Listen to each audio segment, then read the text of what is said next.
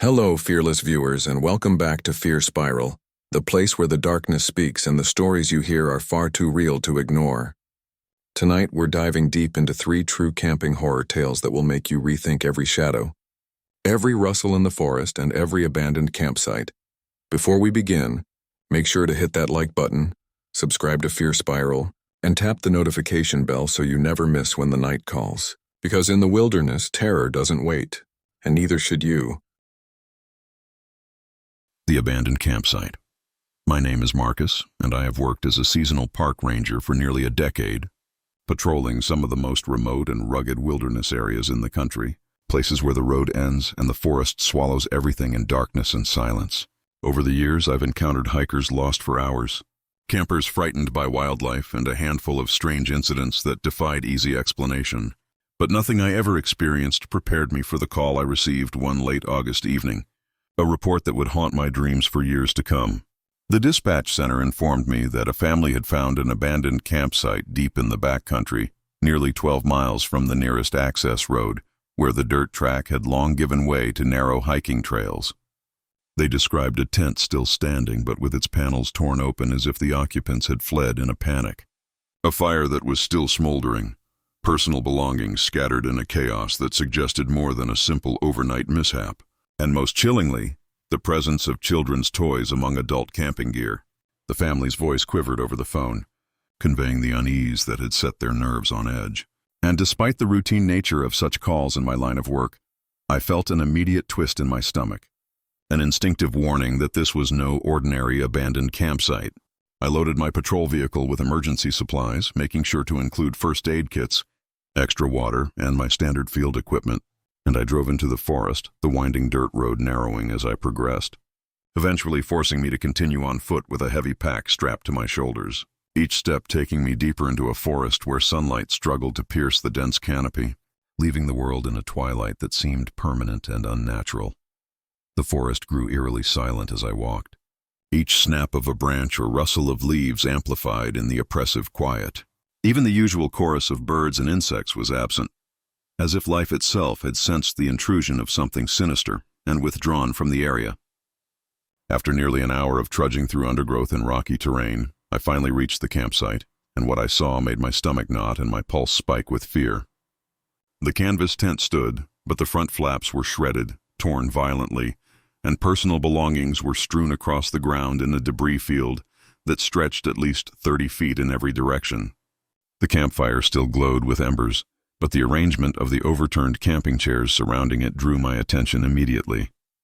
Each chair was placed backward, as if those who had been sitting there had stood up in haste and fled in panic, leaving an unsettling sense of abrupt departure frozen in time. My eyes fell on the ground and my blood ran cold. Thick rope restraints were tied to the arms and legs of each chair, the loose ends jagged as though cut in desperation. The implications were immediate and horrifying, and I reached for my radio to call for backup, only to discover that the dense canopy and remoteness of the location left me cut off from any signal. That's when I noticed the Polaroid photographs scattered among the debris, dozens of them, showing people, including children, sitting in those same chairs, their faces etched with terror rather than joy. My hands trembled as I picked up a few of the images, realizing with dread that I had stumbled onto a potential crime scene involving kidnappings, and that the perpetrators might still be in the vicinity. A soft crunch of leaves behind me made me freeze, and I immediately caught sight of movement beyond the tree line. Voices, low and urgent, coming from deeper in the forest. There were at least 3 men, adult, speaking in hushed tones about cleaning up the site and moving the operation. I ducked behind a massive pine tree, my breath shallow, my heart hammering, while I tried to assess the situation. Through the trees, I saw a second campsite hidden from the clearing, with several tents and men systematically packing personal belongings into large black garbage bags. My stomach lurched when I spotted a small pink backpack and a woman's spilled purse, tangible evidence that they had victims present or recently moved. My training told me to retreat, but instinct told me to observe, to gather as much information as I could before attempting escape. Every step had to be measured, silent, and precise. As I maneuvered through the thick underbrush, the men's efficiency revealed their experience, and the realization that I was dealing with professional criminals added a new layer of terror. I was completely alone, My only companions the shadows of the trees and the echoing sound of my own heartbeat, while the men continued their work, unaware, or perhaps unconcerned, about my presence. Then disaster struck. A branch snapped beneath my boot with a sharp crack, and the men instantly froze, scanning the forest with precision. One of them pointed roughly in my direction, and my mind screamed that my cover was blown. I bolted, crashing through undergrowth, vaulting over fallen logs, dodging low-hanging branches, my pursuers' voices echoing behind me, calling out, coordinating their hunt through radios or hand signals, exploiting every natural obstacle to funnel me away from safety. My legs burned, lungs heaving as I ascended a steep slope, praying the incline would give me a vantage point. At the top of the hill, I caught a glimpse of my patrol vehicle in the distance, but one of the men had positioned himself directly between me and my only means of escape. Trapped, I made a desperate choice: move parallel to the main road, staying hidden in the tree line, using every bit of cover the forest offered, and hope that the family who had called the report had cell service to relay my position. Time seemed to stretch endlessly as I navigated the forest, each step weighted with the fear of being discovered, every shadow a potential threat. After nearly 30 more minutes of careful movement, I finally established radio contact, alerting dispatch with coordinates and descriptions. Within 2 hours, law enforcement arrived in force, and what followed was a shocking revelation.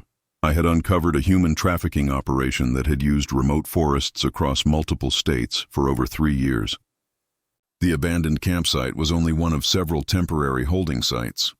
My discovery, aided by the vigilance of the reporting family, had potentially saved lives.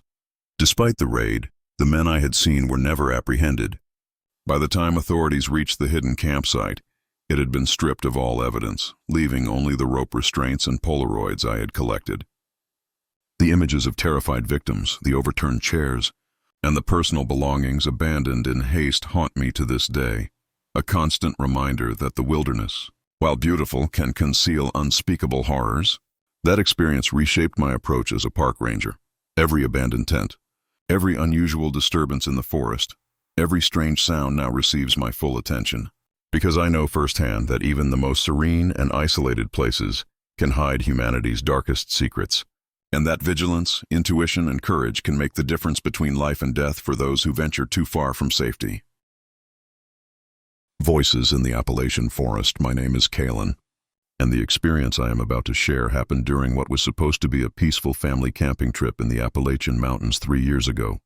A trip meant to escape the noise of the modern world, reconnect as a family, and immerse ourselves in the tranquil beauty of autumn foliage. I was 17 at the time, and my younger brother Mason was 8. Curious and fearless in a way only children seem to be. My parents, wanting to step away from screens and schedules, had chosen a secluded campsite nearly 2 miles from the nearest facilities, nestled among ancient oak and maple trees whose canopies stretched high above, filtering the fading light of late October into a tapestry of reds, oranges, and golds that made the mountains appear almost surreal. The isolation was perfect, or so we thought. But as the sun began to dip below the horizon and shadows stretched across the forest floor, that same isolation became unnervingly oppressive. While my parents set up our large family tent and organized supplies, Mason and I explored the surrounding area.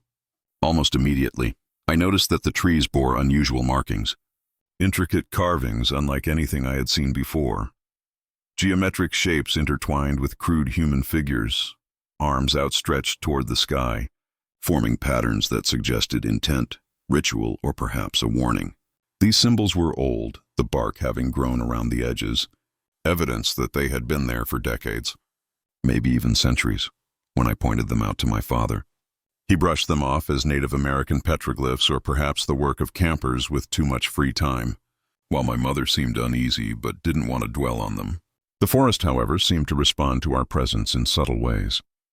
The wind rustled through the leaves, whispering a sound that almost mimicked language, and a strange stillness hung in the air, making every small noise, falling acorns, a distant bird call, sound amplified and deliberate. As darkness fell, we gathered around the campfire, its circle of light offering a comforting illusion of safety amid the vast looming shadows of the surrounding trees. My father brought out his acoustic guitar, and we sang folk songs and shared stories from past camping trips, attempting to fill the quiet with normalcy. But around 9 o'clock, the illusion shattered. From deeper within the forest came voices, multiple voices, too distant to discern words but unmistakably human, conversing simultaneously from various directions. There were no other registered campsites within miles, no trails that could have led hikers near us, yet the voices surrounded us, growing more insistent as we strained to locate the source. My father called out in a friendly tone, hoping to announce our presence and perhaps attract whoever was there, but the voices did not respond directly.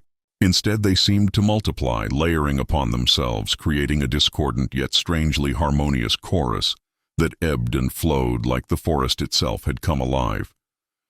Mason moved closer to my mother instinctively, sensing the tension, while I felt a chill run down my spine, the hairs on my arms standing on end as I realized something unnatural was unfolding.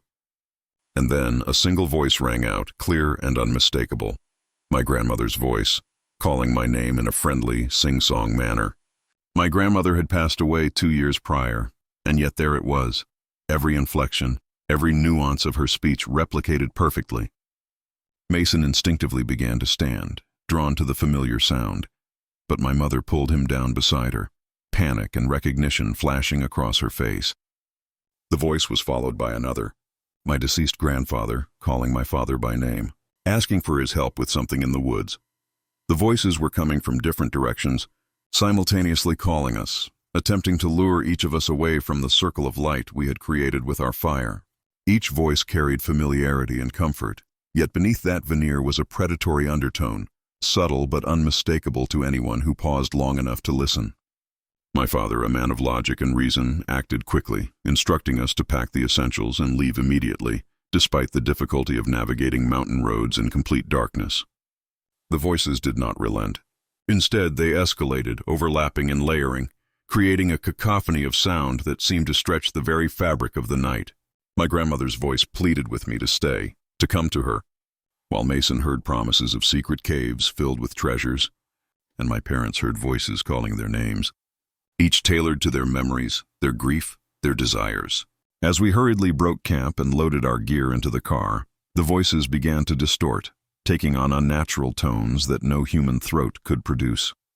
My grandmother's voice became hollow, echoing, layered upon itself, and my grandfather's doubled, tripled, creating an unearthly chorus. We drove along the dirt road, the vehicle's headlights cutting through the darkness, but the voices followed, moving parallel to us, tracking our progress, refusing to allow us a reprieve. The sound was everywhere, yet the forest appeared empty, shadows playing tricks on our eyes, trees forming shapes that resembled familiar faces, and the road ahead seeming both familiar and impossibly alien. The drive was nearly 3 hours long, silence falling only when we reached the main road, leaving a heavy, suffocating aftertaste of terror that lingered in the car with us. In the weeks and months that followed, the experience continued to affect each of us differently. Mason began having vivid nightmares, his small voice whispering in the night of being beckoned into darkness by familiar loved ones. My mother reported hearing my grandmother calling from empty rooms, distressed, lonely, always in the same distinct accent, always imploring someone to help.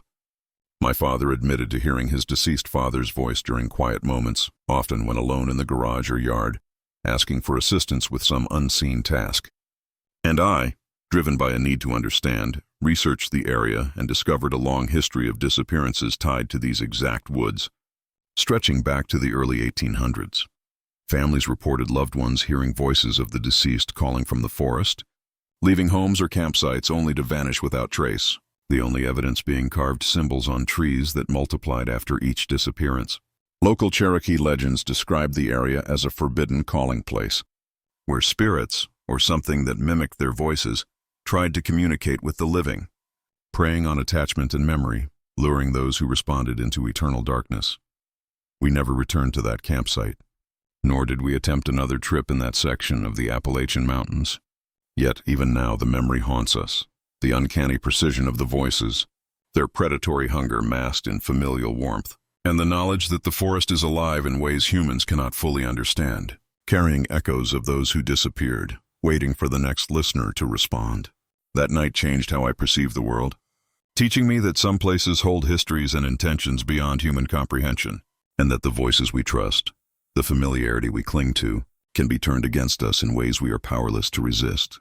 Even years later, when autumn winds brush against my window or a familiar melody drifts through the air, I can feel the forest reaching through time and space, whispering, calling, ensuring that its secrets are never forgotten, and that the line between love and horror is far thinner than we dare imagine.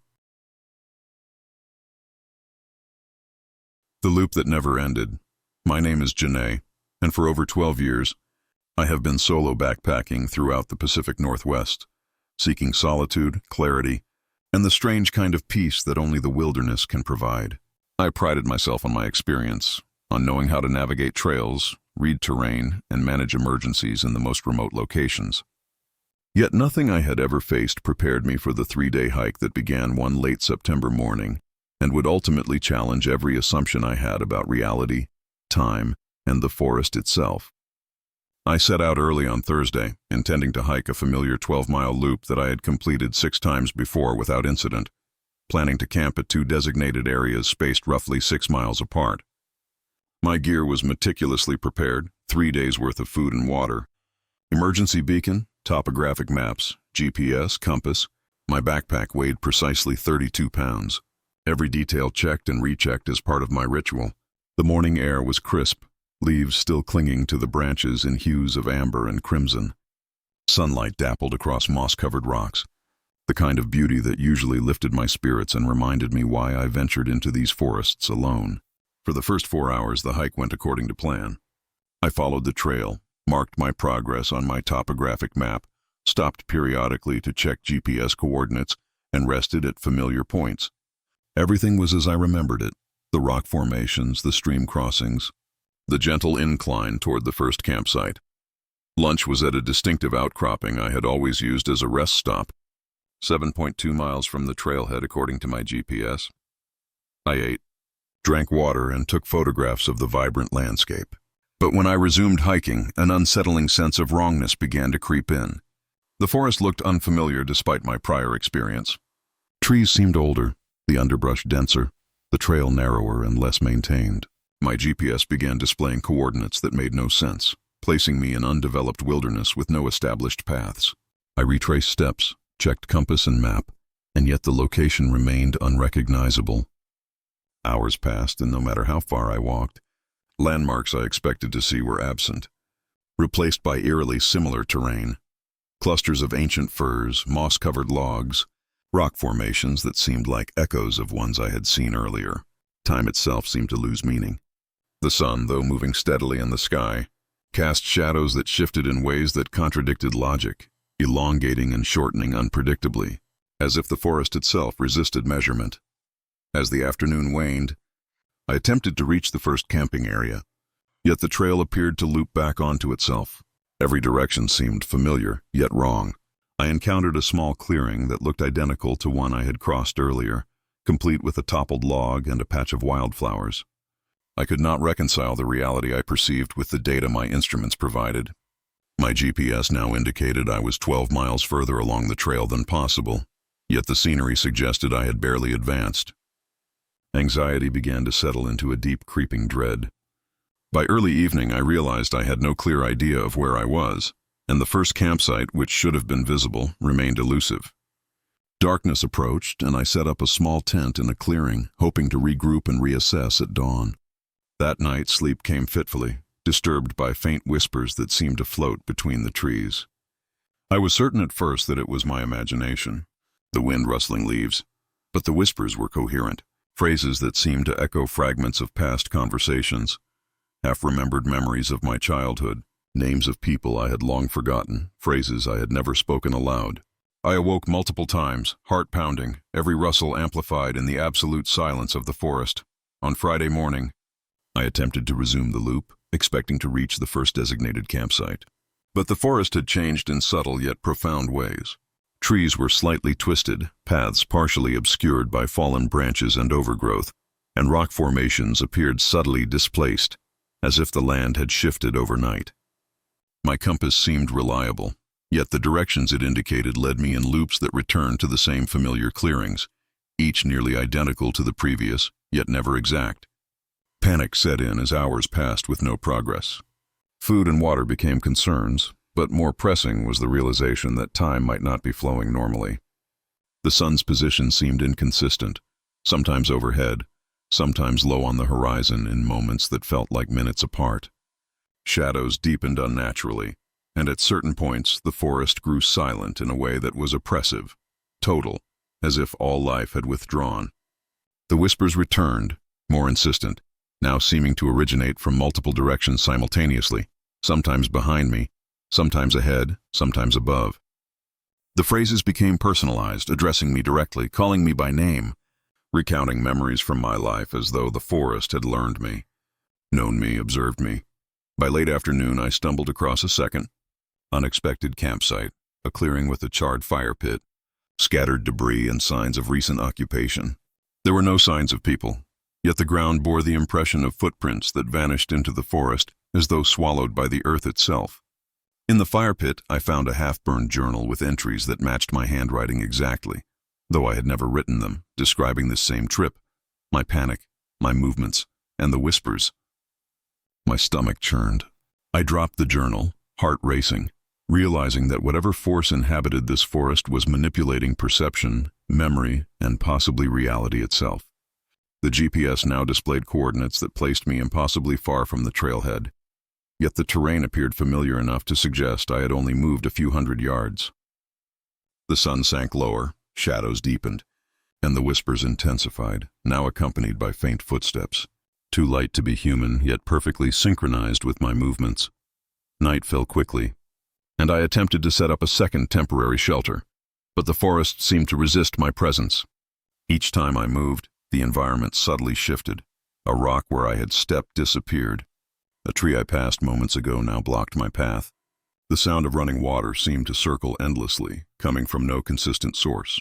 The whispers became voices speaking in overlapping tones, sometimes mimicking my own voice, sometimes calling my name with familiarity and mockery. Exhaustion and fear blurred my perception. At one point, I thought I saw another hiker in the distance, waving toward me, but when I approached, the figure vanished into the mist. I realized that I was trapped in a loop, a section of wilderness that was alive in ways I could not comprehend, reshaping itself, extending time, and warping space to prevent my escape. By Saturday, desperate and dehydrated, I resolved to abandon all attempts at navigation and move downhill toward any sign of civilization. Each direction I took returned me to familiar clearings, the same fallen logs, the same patches of wildflowers, yet now altered subtly, always just different enough to maintain disorientation. The whispers became a chorus, sometimes cheerful, sometimes menacing, recounting fears, secrets, and regrets I had buried. Exhaustion overtook me, and I stumbled, falling into a shallow depression where I finally allowed myself to collapse. The forest's whispers softened, then ceased entirely, replaced by a profound silence that was heavier than any sound. I slept for what felt like hours, awakening to a strange clarity. The GPS now indicated proximity to my car, though the landscape remained surreal, slightly distorted, and unnervingly quiet. I emerged from the depression and, with painstaking care, finally spotted the trailhead, though the journey had taken far longer than any calculation of time allowed. Back in civilization, I attempted to recount the events to friends and park officials, only to be met with skepticism. GPS logs and trail maps could not explain the dissonance of distance, time, or the journal that had appeared in the hidden campsite. Even more disturbing, a ranger I contacted revealed a history of similar incidents in that exact region. Hikers reported loops that seemed endless, whispers that knew personal details, and disorienting terrain that resisted mapping or GPS. The phenomenon was never fully explained, yet it was clear the forest had a way of bending perception, preying on the mind, creating a labyrinth that fed on fear and confusion.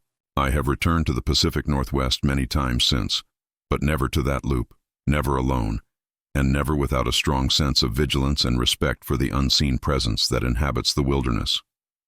The forest, I learned, is alive in more ways than we understand, capable of twisting reality, memory, and perception, and the silence between the trees is as full of intention as the whispers that echo through it. I share this now not as a tale of exaggeration but as a warning. The wilderness, though breathtaking and serene, hides mysteries that do not obey human logic, and some loops, once entered, may never truly end.